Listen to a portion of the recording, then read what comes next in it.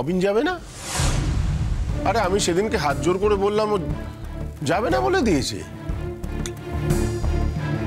তোমায় জানালো বুঝি? কখন ফোন করেছিল গো? রাতে?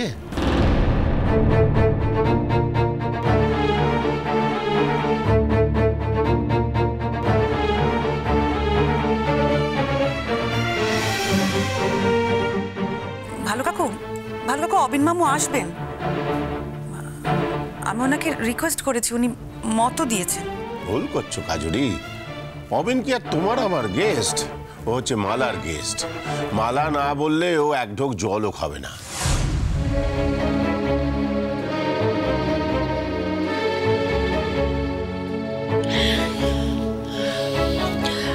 দাদা, আপনি আমাকে আদেশ করেছিলেন তাতানির বিয়েতে যেতে। আমি এখনই আপনাকে বলে রাখছি, আমি বিয়েতে যেতে পারবো না, আমি যাব না। ও আবার কি কথা ছোট? তুই না গেলে কিন্তু আমিও যাব না, এই কথা আমি বলে দিলাম। বৌমা, তুই যাবে? তুই কি চাস? আমি আবার কি চাইবো? আমি চাইবো আমার ছেলে তাতানের বিয়েতে সবাই মিলে যাক, হই হুল্লোড় করুক, হইচই করুক, আনন্দ করুক। আমি তো এইটুকুই বলেছি খালি। না, তুই শুধু ওইটুকুই বলিস নি। বেশ বাবা, আমি আর তোমাদের কোনো কথার মধ্যে থাকবো না। সে কথা তো তোমায় কেউ বলছে না। তুমি সব ব্যাপারেই থাকবে। তোমার ছেলের বিয়ে বলে কথা, তুমি থাকবে না তো কে থাকবে? তবে তোমাকে নিয়ে মুশকিলটা কি জানো? তুমি দু একটা ব্যাপার নিয়ে একটু বেশি কথা বলছো।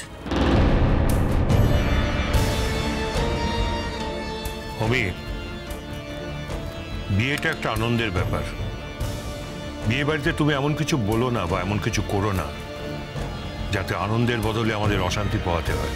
আচ্ছা, আমি কি এমন বললাম যার জন্য?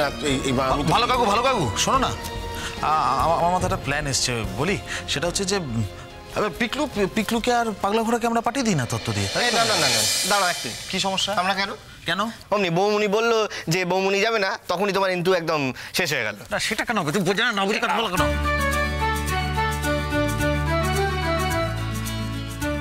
ইডিয়েটের মতো কথা বলিস কেন তুই? আরে বরযাত্রী যাবো, বরের পাশে বসে রেলাটাই আলাদা, বুঝিস তো না কিছু। ও তাই নাকি? আগে মনে ছিল না এই কথাটা? না, মনে ছিল না। কি রে তাতান, ফিরে এলি যে?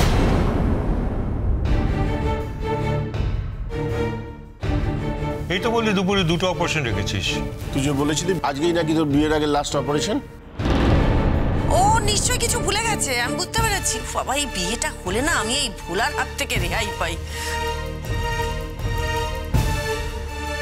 হ্যাঁ বলো, একটু একটা ওটি ক্যান্সেল করতে হয়েছে আর একটা ডক্টর বোসকে হ্যান্ড ওভার করে দিয়েছি। তুমি দেখো যদি সম্ভব একটু মনিটর করো।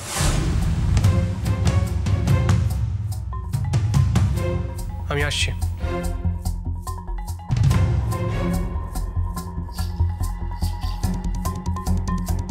ব্যাপারটা কিছু বুঝলে দাদা?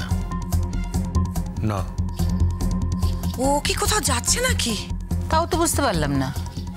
এই পিকলু, যা না একবার ওপরে দেখ না কি হলো, কোথাও আবার হবেটাই বা কি?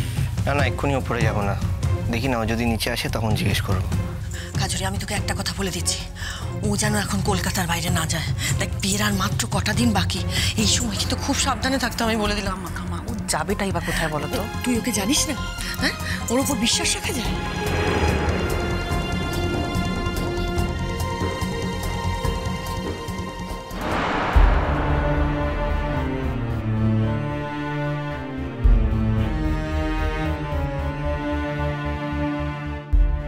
কি তাতান বাবু, কোথাও বেরোচ্ছ নাকি?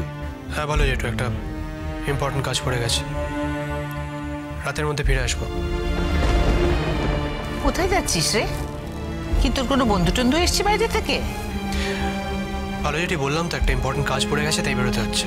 আচ্ছা, জায়গাটা কোথায় সেটা তো বলা যায়? যখন বললাম রাতের মধ্যে বাড়ি ফিরে আসবো, তখন নিশ্চয়ই খুব দূরে কোথাও নয়।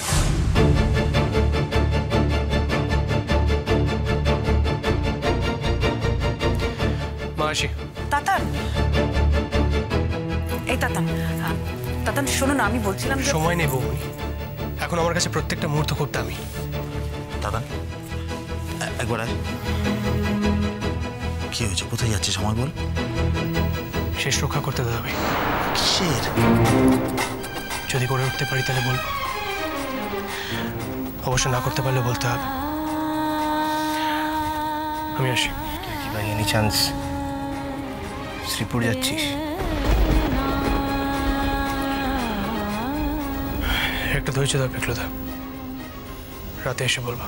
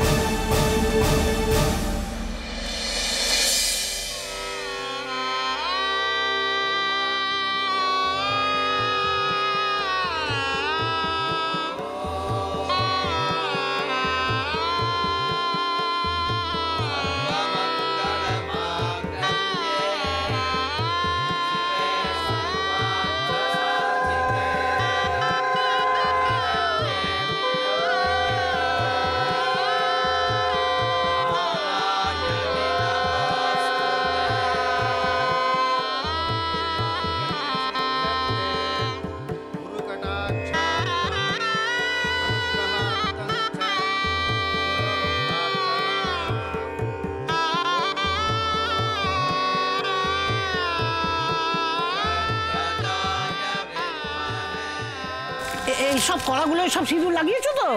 আর প্রদীপে তেলটা দাও। তেলটা আনতে গেছি। ও আচ্ছা। আরে ও মহুয়া, কোথায় গেলে তুমি? এই তো মাসিমা। আরে পাঁচজন ওকে তো লাগবেই নাকি? এই তো আপনি বলেছিলেন না একবারই তেল নিয়ে আসতে, সেটা আনতে গিয়েছিলাম। আচ্ছা তেলটা কোথায় রাখবো? এখানে রাখবো? ওখানে রাখো। এই রাখো তো তেলটা। শুধু তেল আনলেই হবে না মৌমাদি, একটা থালায় 5টা পান 5টা সুপুরি এগুলো তো লাগবে। 5টা পান 5টা সুপুরি, এই তো রামতা এনে রেখেছে। আচ্ছা। মেয়ের বিয়ে হলো না কদিন আগে, ও সব একবারে মুখস্থ, টাটকা মনে আছে। মিষ্টি এই যে বাবা চন্দন, এই প্রথম মেয়ের বিয়ে তোমার, আর বিয়ের হলুদ কোটা হচ্ছে।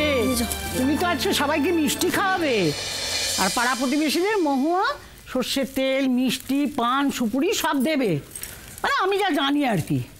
কিন্তু বাবা, আমার যে আরো একটা জিনিস উপহার চাই। আরে এটা কোনো কথা হলো মাসিমা? আপনি চাইছেন এটাই তো সবচাইতে বড় কথা। আমার মেয়ের বিয়ে হোক বা নাই হোক, আপনার চাওয়াটা বড় কথা। বলুন আপনার কি চাই? আমার কিন্তু খুব ভালো একখানা গরদ চাই বিয়েতে। আরে সেই গরদটা পরেই তো আমি নাচ জামাইকে বরণ করবো না? বেশ বেশ বেশ বেশ, তুমি একটা কাজ করো মহুয়া, আজকে বিকেলবেলা গিয়ে ওই কর্নিকের সুপার মার্কেট থেকে একটা ভালো গরদের শাড়ি কিনে আনো, আর না হলে লাল পাড় লাল বেনারসি কিনে আনো, মাসিমার জন্য ভুল যেন না। আরে বাবা, তোমার কি মনে হয় মাসিমার শাড়ি কিনে আমি বাকি রেখেছি? কবে মাসিমার গরদ কিনে ফেলেছি? মাসিমা তোমার সাথে মজা করছি। মাসিমা আপনি বলে দিন তো আপনার জন্য আমি শাড়ি কিনেছি কিনা, আপনি তো জানেন।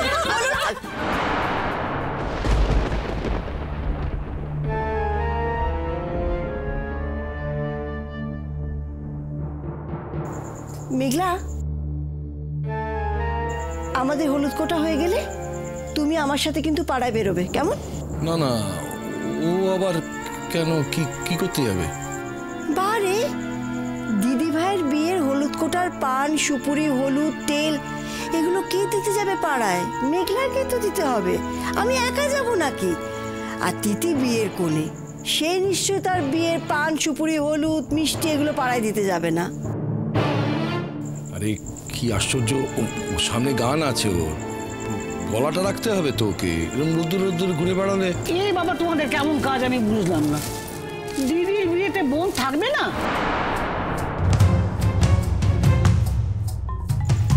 আসলে লজ্জা পাচ্ছে বোধহয়। কিসের লজ্জা বলুন তো? মানে ও লজ্জা পাবে কেন? না, ওরা তো বোধহয় কি প্রথম ওকে পছন্দ করেছিল, তারপরে বোধহয়। তো এটা তো ওদের সমস্যা, ওরা ডিসিশন নিতে পারেনি। এতে আমার মেঘলা মায়ের লজ্জা পাওয়ার কি আছে? আমার মেঘলা মা তো গিয়ে বলেনি যে আমাকে বিয়ে করো। না না, তা কেন? মেঘলা মা কি আমাদের তেমন মেয়ে? ওই অমনি বলছিলাম আর কি। এই নাও নাও মহুয়া, দেরি করো না তো।